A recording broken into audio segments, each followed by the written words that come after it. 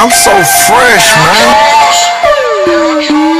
Man, y'all scared to do it how I do it.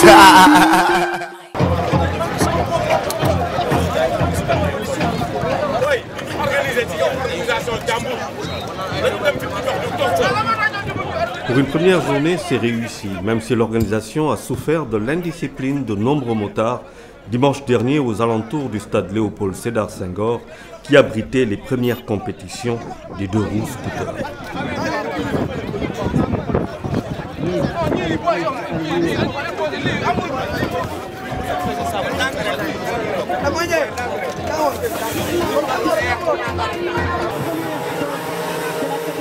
Il y avait de la vitesse, de l'adrénaline, des chutes, mais aussi du talent dans cette première journée ouverte aux 50, 80 et 150 cm3.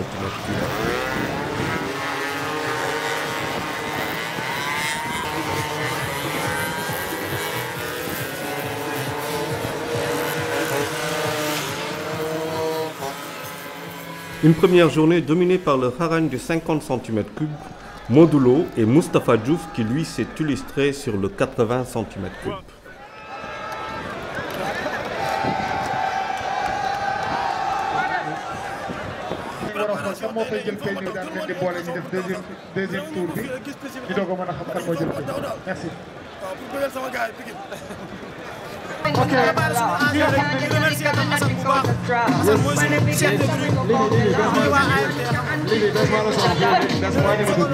C'est bon, limite. Alors, catégorie 50, catégorie 80.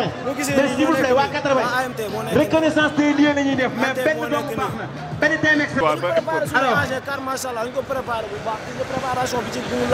alors, Mame Thierno Diouf, Lamine Maguette Thiam, Yoro Sidibé.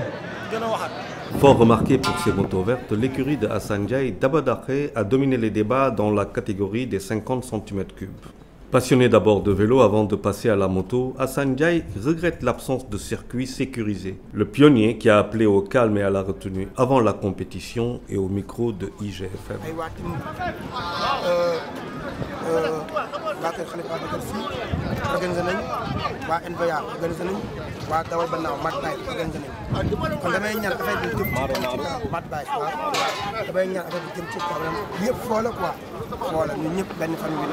ay garagiste lañu ñi dawal yëpp tey apprenti Assane la apprenti Aliou apprenti Aziz ñoo fi nekk di liggéey li dañuy foo du dara dañuy foo après ñooy nekkaat ñooy liggéey.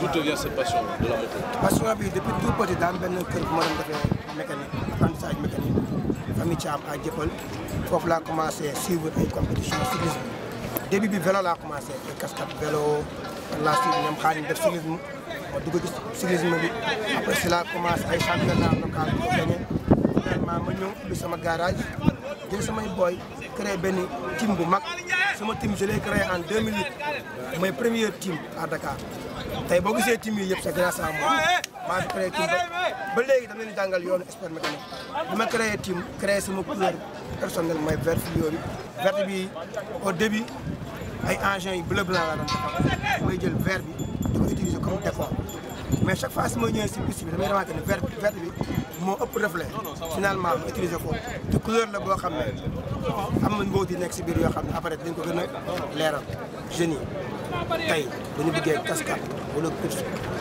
benn circuit mi ngi nii dañ ko sécuriser sécurité bi am na nañ ñëw fii dawal mais pas ñu nekk ci tali bi ci biir circulation yi di def ay cascade ay folie nañ ko bàyyi surtout ñuy sol casque yi te ñuy bàyyi alcool bi ñuy utiliser ak tox bi dawal engin souvent dafa nekk loo xam ne day provoquer ay accident. Djibril Dieye de TFM était aussi de la première édition qui a fait affluence. Selon le présentateur de Automag, un meilleur encadrement et accompagnement de l'État serait bénéfique à cette discipline. On est à cette première journée 100% de roues, c'est une première. Donc forcément ça pouvait se passer que comme ça. Étant donné que pour la plupart des participants, ce sont des jeunes qui conduisent tout simplement des deux roues, des scooters. Alors quels que soient les cylindrées, il y a des 50, il y a des 100, il y a des 150, il y a même des T-Max. Et surtout, il y a un gros lot. Le gros lot, c'est une T-Max. Une T-Max qui coûte 2 briques, donc forcément ça suscite énormément d'engouement, énormément d'énervement un petit peu partout. Merci beaucoup. Avec voilà, il y a le budget. Il y a beaucoup d'euphorie, ça va dans tous les sens. Donc, la demande, ce qui manque, Charles, c'est un problème d'encadrement global. Il faut savoir que ce sont plus des teams qui sont regroupés qu'un club de moto bien fondé, tu vois. Parce qu'en fait, autant il y avait un club, le club de moto de Dakar, mais qui n'existe plus depuis belle lurette. Alors, les gens de la fédération, à travers son président, Diallo Kanzator, a voulu rassembler aussi tous ces jeunes autour de lui pour leur confier justement le club de moto justement de Dakar, pour qu'ils puissent renaître de ses cendres et pour qu'ils puissent, eux, en tant que team, venus de Guédiawaye, de Pékin, de Dieuppeul, tous qui savent conduire des motos, mais qui malheureusement n'ont pas cette organisation. Et voilà, pour qu'ils puissent au moins venir et faire des compétitions avec des règlements.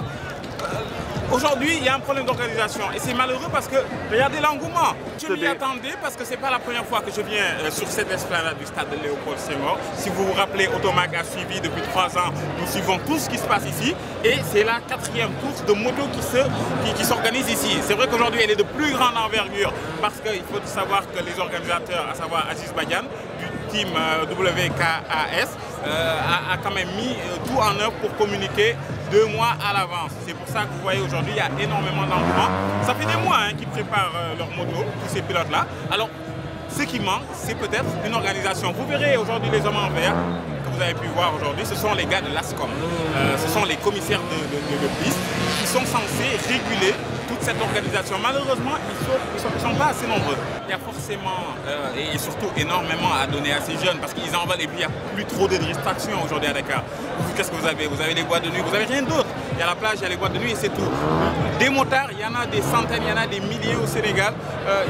J'ai vu même des pilotes qui viennent du Mali, c'est incroyable. Des pilotes de moto, de scooter T-Max, ils viennent du Mali. Parce qu'ils ont entendu parler de cette journée 100% de roue. Il faut qu'il y ait un bon encadrement. C'est vrai que pour cette première, on va être assez indulgent. En tout cas, le pari de la massification en tout cas, de tous ces jeunes-là a été relevé. Et je pense qu'il est plutôt réussi. Maintenant, il faut juste calibrer, bien réglementer parce qu'il y a aussi des risques. Et il y a surtout beaucoup de dangers. On est en 2 roues. Malgré les casques, malgré les protections, il y a beaucoup de risques. Voilà. Le président de l'association Scooter Moto, Lamine Wagne, tout heureux de cette première journée, espère un développement rapide de cette discipline et l'arrivée massive de partenaires. course scooter bi dafa doon loo xam ne ndeysaan dañ ko jagleel xale yi parce que vraiment dafa doon loo xam ne xale yi dañu yàgg foo ci mbedd bi te foo ci mbedd boobu dafa yàgg indi taux de mortalité donc ñun nag ñu jëloon unir jeunes yi ci benn cadre d'entente et de solidarité ak contribuer à la formation civique des jeunes dans le sens de leur prise de conscience des lois et règlements qui régissent le code de la route. Donc comme loolu bi ñu ko defee ñu ne léegi ñun amuñu benn espace pour le stade Léopold Sédar Senghor donc ça fait des années ñu fi organiser course yi donc mu doon benn journée boo xam ne dañ koy may public bi may ko amoureux de roues yi pour ñu mën a ñëw au moins parce que c'est des talents cachés pour ñu mën a ñëw au moins déverser seen savoir li ñu exercer pendant des années génnee ko fii ci benn fan bon ñuy ñaan yàlla à chaque fois que dañu bëgg am continuité ba yóbbu xale yi au plan international parce que amoon nañu chance boobu mais dañu amoon donc on a eu à former Moussa ci la demee woon Paris Dakar bi te ci lii la génnee wax dëgg yàlla ñu leen di wax ne vraiment xale yi il faut ñu jàppale leen ci sport bi parce que moom moo doon seul sport bu nekk Sénégal boo xam ne kenn jàppale wu ko mooy sport mécanique donc ñun loolu la ñu jóg nag pour gën ko suqaliwaat ñun bu ñu sañoon dañuy dagal Sindia au moins li nga xamante ni dinañ fa mën a accueillir sax suñu ay nawle parce que am na ay xale yu jóge Mali uniquement pour course bi donc war nañu mën a am foo xam ne vraiment terrain la boo xamante ni vraiment suuf bi lay doon képp ki nga xamante ni mën nga ñëw di fa mën a adapté mu nekk sur les normes parce que lii suñu xalaat na rek parce que Gymkhana la bu ñu soppi def ko course parce que piste bi boo xoolee dafa tuuti course mécanique bi am na amul nit ñi bëgg nañ ko mais gars ñi jàppale wuñ ñu donc lépp dañuy dem ak suñu ay moyens depuis 99 bi ñu ko tàmbalee ba léegi ñi ñi ciy jàppale ak su néew moom mooy ñu boo at ñun suñu poche dañu am ay xale yi nga xam ne ay xale yu góorgóorlu lañu xale yi amuñu diplôme xale yi jànguñu te ñu ngi réussir boobu ba léegi commencé nañ ci vélo après yéeg ci engin ñëw nañu ci scooter ñu ngi ci moto ba léegi ñu ngi yor seen ay organisation bi kon xale yooyu ay jàmbaar lañ te koo ci xool soo ko bindaloo turam dina jafe kon nag ñu war a encourager lañ ñu war a jàppale lañ moo tax nag il faut toujours les comprendre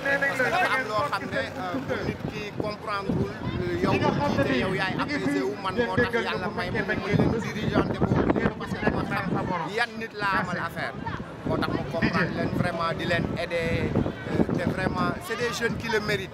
Cette première journée ne pouvait pas se tenir sans l'invité surprise. Venu prêter main forte à ses fans, Zos le lutteur, ancien mécanicien, nous a confié sa passion pour la moto. Il est au micro d'IGFM. J'aime bien la moto parce que c'est ma passion, voilà. Donc ça fait longtemps, lorsque j'étais petit, ouais, j'étais mécanicien, tu vois. C'est à cause de ça, j'aime bien les motos. Tu sais bien qu'il n'y a pas longtemps que j'ai arrêté à conduire les motos parce que c'est les fans qui m'ont dit d'arrêter, quoi, vraiment. Parce que c'est pas si à cause des carrières aussi les gens conduisent mal, genre. C'est pour cela, mais vraiment je suis fier d'être un rouleur, quoi, bien. Game bi moom xam naa ne moom liggéey moom il faut nga jël ko légèrement à chaque fois que ni ngay gën a préparer course bi day gën a métti ci yow rek xam nga souvent you have to take it easy, quoi. xam nga ñun fu ñu dem rek supporter yaa ngi fa donc ñii boo yi ngay gis ñu yor moto yi combat yi dañ ci sonn trop ay convoi la ñuy def muy man muy beneen mbër dañ ciy def ay convoi donc ñoom bu ñu xewlee rek il faut ñu ñëw représenter, quoi, you know. Okay. Voilà, c'était tout pour le deuxième numéro de Dakar Automoto qui vous dit au revoir et vous donne rendez-vous dans un mois.